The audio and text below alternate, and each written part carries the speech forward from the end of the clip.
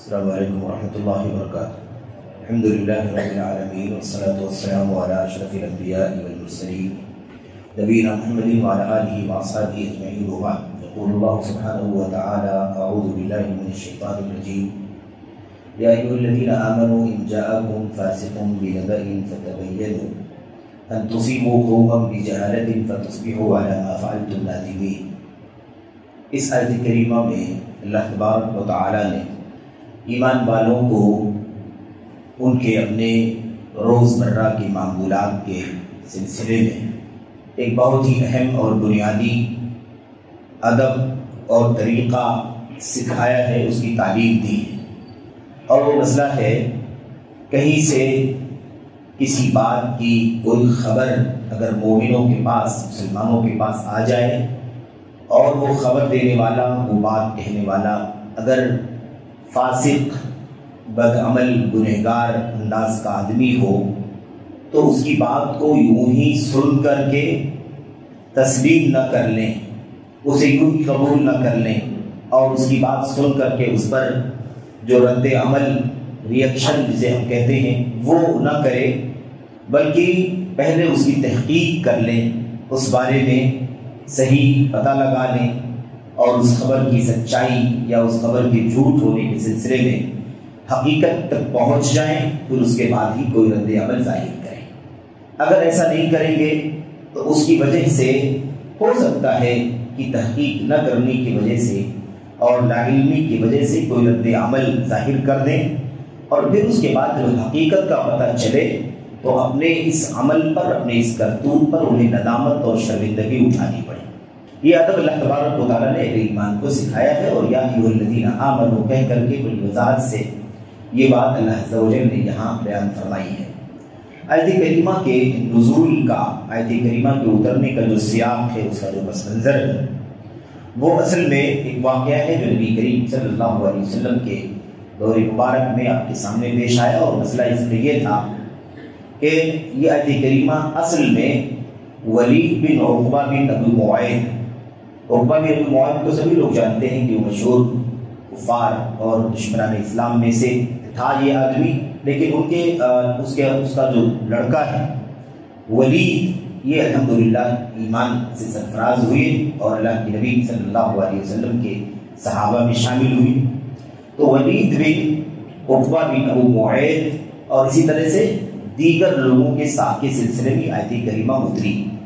معاملہ اصل میں یہ تھا کہ قبیلہ خزاعہ کے مشہور آدمی حارث بن زرار، اور ہم لوگ جانتے ہیں کہ نبی کریم صلی اللہ علیہ وسلم نے حضرت جویریہ رضی اللہ تعالیٰ عنہ جو آپ کی زوجہ ہیں، انہی کے والد کا نام ہے حارث، جویریہ بنت الحارث بن زرار الخزاعی۔ تو یہ جویریہ کے والد جو ہیں حارث بن زرار الخزاعی، ان کے بارے میں واقعہ یہ ہے کہ حارث بن زرار الخزاعی نبی کریم صلی اللہ علیہ وسلم کے پاس آئے، اور انہوں نے نبی کریم صلی اللہ علیہ وسلم نے انہیں اسلام کی دعوت دی، جیسا کہ آپ کا طریقہ تھا کہ آپ مومنین کی دعوت دیتے تھے، اسلام پیش کرتے تھے۔ آپ نے حارث کے سامنے اسلام پیش کیا، ان کی بات سمجھ میں آ گئی، انہوں نے اسلام بھی قبول کر لیا۔ اس کے بعد اللہ کے نبی علیہ السلام نے اسلام کے فرائض میں سے بہت ساری باتوں کا ذکر کیا، اس ضمن میں آپ نے زکوٰۃ کا بھی ذکر کیا کہ دیکھو زکوٰۃ بھی اسلام کے اندر فرض ہے، کلمہ توحید کے بعد نماز ہے، پھر زکوٰۃ ہے۔ تو انہوں نے زکوٰۃ کے بارے میں بھی تسلیم کر لیا کہ ٹھیک ہے، میں زکوٰۃ بھی ادا کروں گا، جب اسلام لے آیا ہوں اور اسلام میں زکوٰۃ بھی واجب ہے تو زکوٰۃ بھی دوں گا۔ اور اس کے بعد جب اسلام قبول کر کے زکوٰۃ کے اور فرائض کا اقرار کر کے جب واپس جانے لگے تو انہوں نے کہا اللہ کے نبی صلی اللہ علیہ وسلم میں اپنے قبیلے میں واپس جا رہا ہوں، وہاں جا کر کے انہیں بھی اسلام کی دعوت دوں گا، وہ اسلام لے آئیں گے تو انہیں زکوٰۃ کی بھی، نماز کی بھی اور زکوٰۃ کی بھی دعوت دوں گا، اور وہ جب زکوٰۃ ادا کریں گے، نکالیں گے، تو وہ زکوٰۃ میں جمع کر کے آپ کی خدمت میں بھیج دوں گا، آپ اپنی طرف سے کوئی قاصد بھیج دیجیے، کوئی قاصد، کوئی وصول کرنے والا، کوئی نمائندہ آپ بھیج دیجیے گا، فلاں فلاں وقت، ایسے ایسے دن، فلاں فلاں ٹائم پر آپ بھیج دیجیے گا، میں جو بھی جمع رہے گا وہ میں آپ کی خدمت میں اس قاصد کے ذریعے سے، نمائندے کے ذریعے سے بھیج دوں گا۔ یہ بات ہو گئی، وہ گئے اسلام، انہوں نے اسلام کی دعوت دی اپنے قبیلے کے لوگوں کو، اور ایسے ہی پھر فرائض اسلام کی بھی دعوت دی، ان میں سے بھی بہت سارے لوگوں نے اسلام قبول کر لیا۔ اور ایسے ہی زکوٰۃ، نماز اور زکوٰۃ کا بھی انہوں نے اعتراف کر لیا اور زکوٰۃ انہوں نے نکال دی، جو بھی نکالنا تھا انہوں نے نکال دی۔ جب وہ زکوٰۃ جمع ہو گئی تو اب حارث بن زرار جو ہے وہ انتظار کرنے لگے کہ نبی کریم صلی اللہ علیہ وسلم کا قاصد آئے گا، نمائندہ، اور یہ زکوٰۃ کی رقم جو ہے، زکوٰۃ کا جو بھی مال ہے وہ لے کر کے جائے۔ اب وہ انتظار کرتے رہے، بہرحال جو وقت متعین تھا اس وقت وہ قاصد نہیں پہنچ سکا، وہ نمائندہ نہیں پہنچ سکا۔ ابھی پریشان ہو گئے کہ آخر کیا مسئلہ ہے۔ نبی کریم صلی اللہ علیہ وسلم کبھی وعدہ خلافی تو نہیں کرتے، اس لیے یہ تو ممکن نہیں کہ وعدہ خلافی کی ہو اور آپ نے کہہ کر کے پھر آپ نے نہ بھیجا ہو، یہ تو ممکن نہیں ہے۔ ایک ہی شکل ہو سکتی ہے کہ کسی بات پر اللہ کے نبی علیہ السلام مجھ سے ناراض ہو گئے ہوں، مجھ سے کسی وجہ سے ناراض ہو گئے ہوں، اور اسی ناراضگی کا یہ رد عمل ہو کہ آپ نے نہ بھیجا ہو۔ اس لیے اب انہوں نے پریشان ہونے کے بعد اپنی قوم کے جو اونچے لوگ تھے، اشراف جن کو کہا جاتا ہے، سراوات کہا گیا، اشراف، ان کو انہوں نے جمع کیا اور کہا بھائی جو خاص لوگ ہیں اس میں اکٹھا ہو جائیں اور ہم لوگ چلتے ہیں مل کر کے نبی کریم صلی اللہ علیہ وسلم کی خدمت میں، اور آپ سے پوچھنا چاہتے ہیں کہ اللہ کے نبی کیا مسئلہ ہے، آپ سے کوئی ناراضگی ہو گئی، آپ نے کیوں نہیں بھیجا وغیرہ۔ کہ یہاں سے یہ لوگ تیار ہو کر کے نکلے مدینہ جانے کے لیے، اور ادھر سے نبی کریم صلی اللہ علیہ وسلم نے اپنا نمائندہ یہی ولید بن عقبہ بن ابو معیط جو ہیں، ان کو اللہ کے نبی علیہ السلام نے بھیجا کہ جاؤ بنو قضاع قبیلے بنو المصطلق جا کر کے وہاں کی زکوٰۃ بس جو بھی جمع ہوئی ہوگی وہ لے کر کے آ جاؤ۔ اب یہاں سے وہ نکلے اور ادھر سے یہ لوگ مدینے کے لیے نکلے۔ جب وہ نکل رہے تھے ابھی مدینے کے لیے، اس سے کچھ پہلے ہی راستے میں انہیں جو ولید بن عقبہ بن ابو معیط تھے، انہیں پتہ چلا کہ وہ قبیلے خزاع کے لوگ حارث بن زرار اور ان کی ٹیم جو ہے، ان کا دستہ جو ہے وہ آ رہا ہے۔ تو انہیں ولید بن عقبہ کو یہ شک ہوا کہ یہ لوگ جو ہے ان کو خوف ہو گیا، ڈر ہو گیا۔ جب انہوں نے سنا کہ وہ آ رہے ہیں تو یہ ڈر گئے کہ شاید میرے خلاف ان لوگوں کا کوئی غلط منصوبہ ہے، اور چونکہ ابھی نئے نئے اسلام لے کر کے لائے تھے اور دیکھ رہے ہیں کہ ایک لمبی تعداد کے ساتھ اور بڑے بڑے جو قبیلے کے خزاع کے مشہور لوگ تھے ان کے ساتھ میں وہ آ رہے ہیں، تو وہ گھبرا گئے، ڈر گئے، اور انہوں نے یہ محسوس کر لیا کہ یہ زکوٰۃ بھی نہیں دیں گے اور بلکہ یہ میرے خلاف کوئی کارروائی کریں گے، مجھے ماریں گے یا مجھے پائیں گے تو قتل بھی کر دیں گے۔ اس طرح سے انہوں نے گھبرا کر کے اپنے ذہن میں ایسا سوچ لیا، اور اس کے بعد ان سے بچا کر کے جلدی کر کے وہ نبی کریم صلی اللہ علیہ وسلم کی خدمت میں پہنچ گئے۔ اور وہاں جا کر کے اللہ کے نبی جب پوچھا کہ بھائی کیا ہوا، تو انہوں نے کہا کہ ان لوگوں نے سب غلط منصوبہ بنا رکھا ہے اور وہ لوگ ان لوگوں نے زکوٰۃ دینے سے بھی انکار کر دیا ہے اور میرے قتل کا انہوں نے ارادہ کر لیا ہے۔ اللہ کے نبی صلی اللہ علیہ وسلم وہ ناراضگی ہوئی یہ بات سن کر کے، اور تعجب بھی لگا کہ ایسا کیسے ہو سکتا ہے۔ لیکن بہرحال ادھر ابھی یہ بات پہنچی اور اس سلسلے میں اللہ کے نبی علیہ السلام اور آپ کے چند صحابہ کا آپس میں مشورہ ہونے لگا کہ اگر ایسا ان لوگوں نے کیا ہے تو یہ تو گویا کہ اسلام کو، مسلمانوں کو دھوکہ دیا ہے، اس لیے ان کے خلاف کوئی نہ کوئی دستہ کشی ہونی چاہیے، یعنی کوئی ٹیم بھیج کر کے ان کی سرکوبی کرنی چاہیے، ان کو سزا دینی چاہیے، جنگ کرنی چاہیے۔ اس طرح سے یہ جیسا کہ سیرت ابن اسحاق کی روایت سے پتہ چلتا ہے کہ آپس میں بات بھی چلنے لگی کہ ان کے خلاف جنگ ہونی چاہیے۔ لوگوں نے کیسے اس طرح کا رویہ کیا، اللہ کے نبی پر ایمان لائے اور جانے کے بعد یہ رویہ اختیار کیا، نبی کے قاصد کو قتل کرنے کا فیصلہ کر دیا، زکوٰۃ دینے سے انکار کر دیا، یہ ساری باتیں ہو گئی۔ ادھر سے جب وہ لوگ نکلے اور نکل کر کے جب مدینہ پہنچے تو مدینہ پہنچنے سے پہلے کچھ لوگوں سے ملاقات ہوئی جو عقبہ کے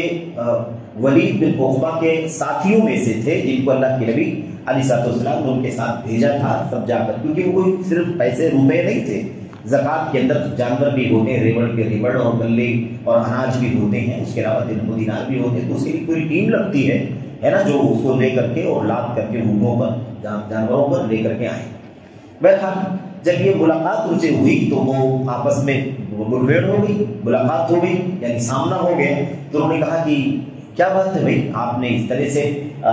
زکوٰۃ دینے سے بھی انکار کر دیا آپ لوگوں نے، اور نبی علیہ السلام کی نمائندے کو قتل کرنے کے لیے پلان کر لیا، یہ کیا طریقہ ہے آپ لوگوں کا؟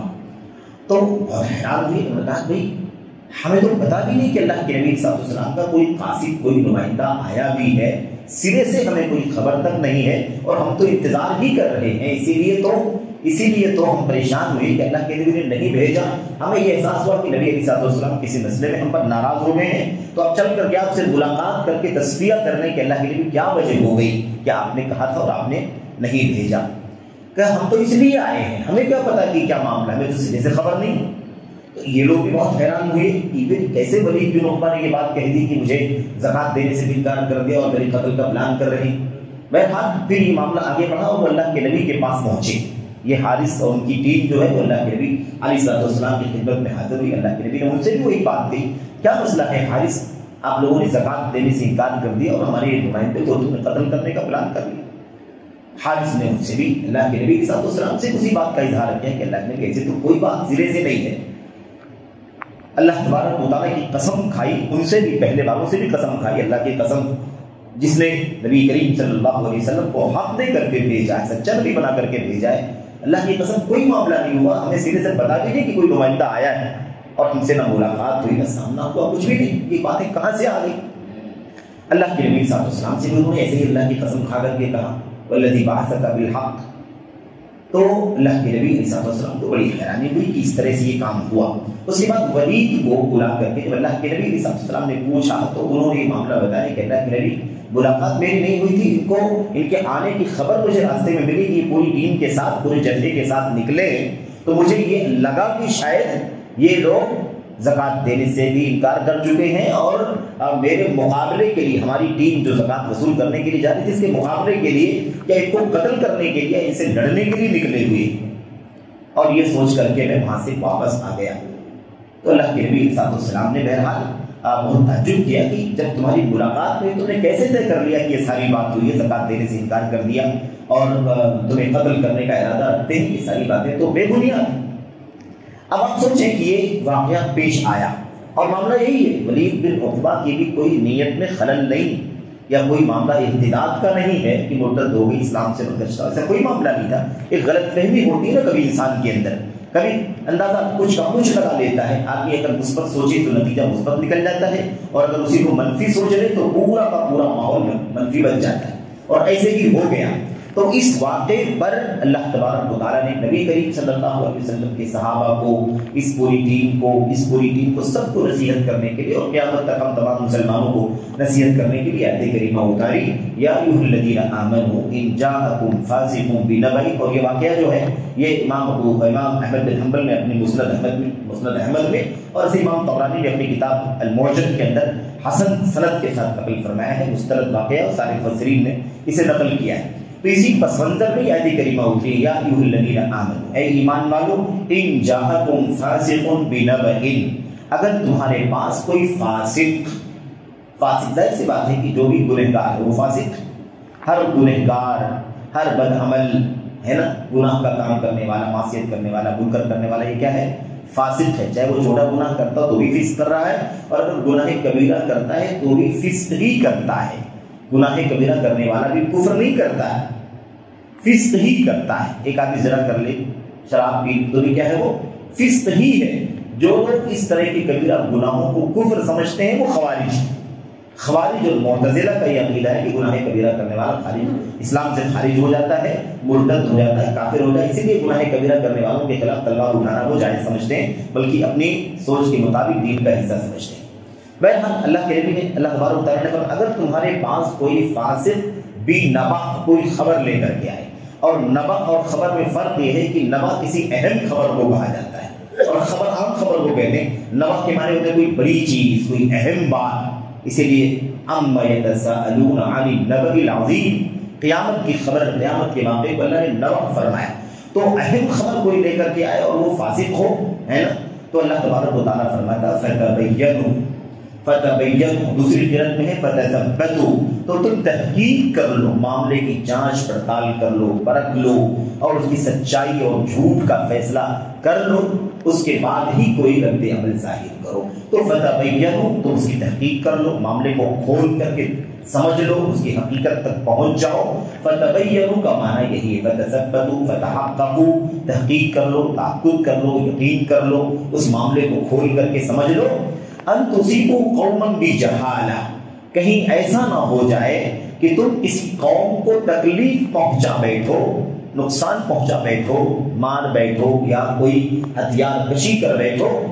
بجہالہ لا علمی کی وجہ سے، تمہیں حقیقت کا علم نہ ہو، اصل صورت حال کا علم نہ ہو، اس سے لا علمی کی بنیاد پر تم کوئی قدم اٹھاؤ جس کی بنیاد پر تکلیف پہنچا دو، کسی کو مار دو،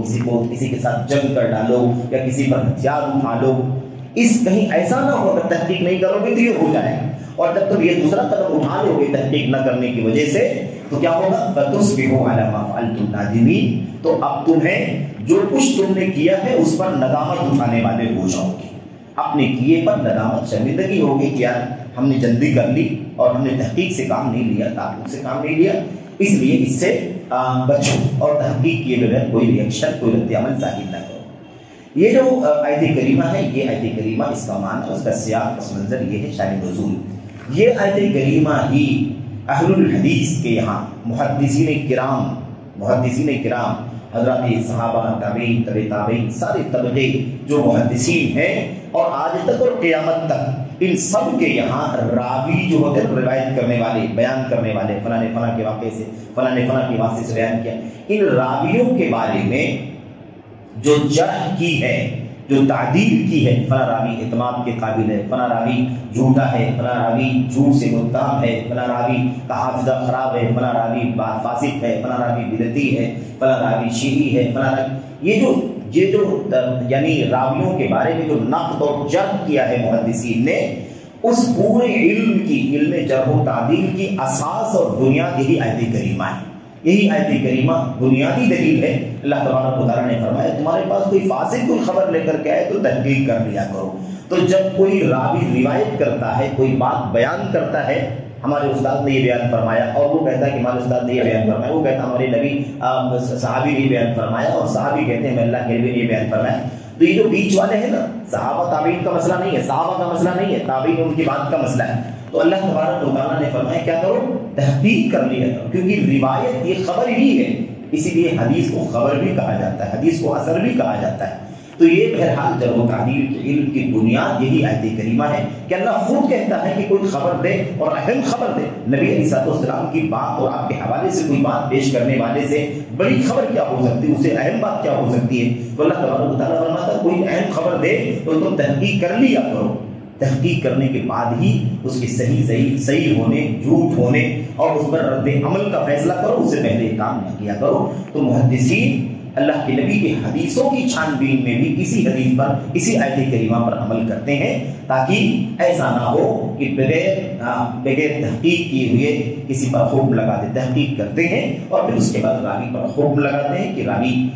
جھوٹا ہے یا راوی سچا ہے، ثقہ ہے، درمیانی انداز کا ہے، کمزور انداز کا ہے، یا پورے طور پر حافظ اور حجت ہے، امام ہے۔ اس سارے درجات اسی سے متعین ہوئے ہیں کہ اللہ تبارک و تعالیٰ فرماتا ہے کہ تحقیق کر لیا کرو، اس کے بعد ہی کوئی رد عمل ظاہر کرو۔ تو بہرحال اس میں ہم سب کے لیے سبق ہے، پیغام ہے کہ آج خاص طور پر یہ جو دور ہے میڈیا کا، یہ شائعات کا دور ہے، افواہوں کا دور ہے، اور ایک غلط بات ایک جھٹکے میں، ایک سیکنڈ میں کروڑوں اربوں لوگوں تک پہنچا دینے کا دور ہے۔ اسی لیے جب تک تحقیق نہ ہو جائے، جب تک اس خبر کے بارے میں تأکد نہ کر لیا جائے، ہرگز کوئی اسے فارورڈ کرنے کی کوشش نہ کرے، ورنہ وہ اس دائرے کے اندر داخل ہو جائے گا جو اللہ تبارک و تعالیٰ نے اس آیت کریمہ میں بیان فرمایا ہے۔ یہ ہماری اور آپ کی ذمہ داری ہے۔ اس حوالے سے نبی کریم صلی اللہ علیہ وسلم کی وہ حدیث ہے جس میں اللہ کے نبی نے، صحیح مسلم کی روایت میں اللہ کے نبی نے فرمایا کفا بالمرء کذبا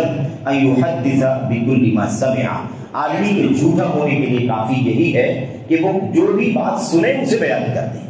جو بھی بات سنے اسے بیان کر دے، تحقیق نہ کرے کہ بات صحیح بھی ہے یا نہیں صحیح ہے، مستند ہے غیر مستند ہے، صحیح ہے جھوٹی ہے، اس کی تحقیق کیے بغیر جو بھی بات سنے آگے بڑھا دے، جو بھی بات سنے بیان کر دے۔ آدمی کے جھوٹا ہونے کے لیے یہی کافی ہے۔ تو یہ بہرحال یہ جھوٹا ہونے کی بات، اگر ہم نے بغیر تحقیق کی بات کو آگے پھیلایا تو ہم جھوٹوں میں سے جھوٹے قرار پائیں گے۔ اللہ سے دعا ہے کہ اللہ تبارک و تعالیٰ نے اور آپ کو اس ادب کا خوگر کرنے کی توفیق عطا فرمائے اور اس سلیقے کو اپنی زندگیوں میں عملی طور پر نافذ کرنے کی توفیق عطا فرمائے۔ خاص طور پر اگر معاملہ علم سے جڑا ہوا ہو، علماء سے جڑا ہوا ہو، یا ایسے ہی اشراف یعنی معزز محترم لوگوں سے جڑا ہوا ہو، تو ایسی صورت میں ہمیں 10%، 20% اور زیادہ تعقل کرنے کی، احتیاط کرنے کی ضرورت ہے، تاکہ ایسا نہ ہو کہ ہم اپنی زبان سے کسی بہت زیادہ محترم صاحب علم کی غیبت کرنے والے بن جائیں، کیونکہ غیبت تو حرام ہی ہے، یا کوئی ریئیکشن تو حرام ہی ہے بغیر تحقیق کے، لیکن اگر وہ بڑے علم والوں کے سلسلے میں یا ایسے ہی معزز اور محترم لوگوں کے سلسلے میں ہے تو یہ جرم اور زیادہ بڑھ جاتا ہے۔ بہرحال اللہ سے دعا ہے کہ اللہ تعالیٰ ہم سب کو اپنے عمل کی اصلاح کرنے کی توفیق عطا فرمائے، آمین یا رب العالمین۔ وصلی اللہ وسلم وبارک علی نبینا محمد وعلی آلہ وصحبہ اجمعین۔ السلام علیکم ورحمۃ اللہ وبرکاتہ۔